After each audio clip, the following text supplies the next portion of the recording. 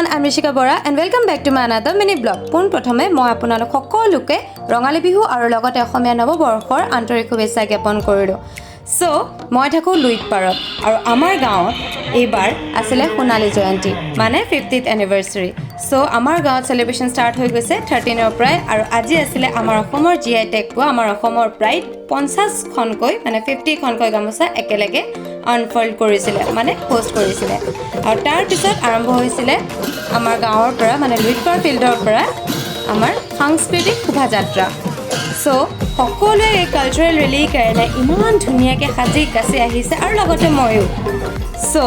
এয়া চাওক আমাৰ সাংস্কৃতিক শোভাযাত্ৰা ইতিমধ্যে আৰম্ভ হ'বলৈ লৈছিলে আৰু এয়া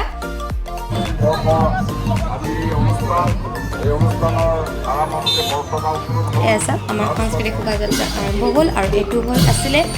one of the longest cultural rally that I have ever seen and I'm so grateful in my life that I was able to participate in it. So, সঁচাই বৰ ভাল লাগিলে।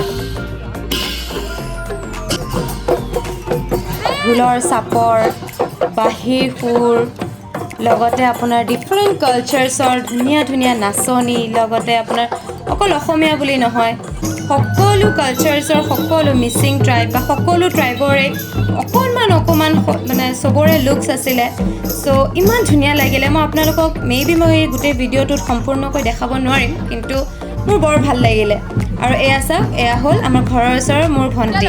তাই একচুৱেলি অসমত নাথাকে চ' বিহু বুলি আহিছে বিহু বুলি ন অসমৰ পৰা কোনে দূৰত থাকিব পাৰিব ন। চ' এয়া চাওক আমাৰ কালচাৰেল ৰেলী সকলো ইমান হেপী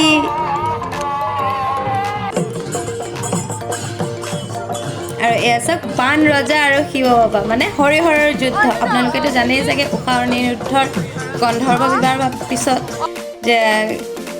আমাৰ হৰি আৰু হৰ মানে শ্ৰীকৃষ্ণ আৰু আমাৰ শিৱ বাবাৰ মাজত কেনেকৈ কি যুদ্ধ হৈছিলে হৰি আৰু হৰৰ যুদ্ধ অগ্নিগড়ত পুৰা ধুনীয়াকৈ পৰ্ট্ৰে কৰি থোৱা আছে চ' আপোনালোকে জানেই চাগে চ' তাৰো অকণমান ডিছপ্লে আছিলে আৰু লগতে আমাৰ এয়া গণেশ বাবা আৰু মই ধৰি আছিলোঁ আমাৰ সাংস্কৃতিক শোভাযাত্ৰাৰ বেনাৰখন I was so' lucky to be in that position আৰু তাৰপিছত শোভাযাত্ৰা কমপ্লিট হোৱাৰ পিছত মই ঘৰলৈ আহিলোঁ আৰু ঘৰলৈ আহি পেলাই বাই ক'লে অকণমান ফটোশ্বুট কৰিম যিহেতু Bihu photoshoot is the must so' গোটেইখিনি ফটোজ মই আপোনালোকক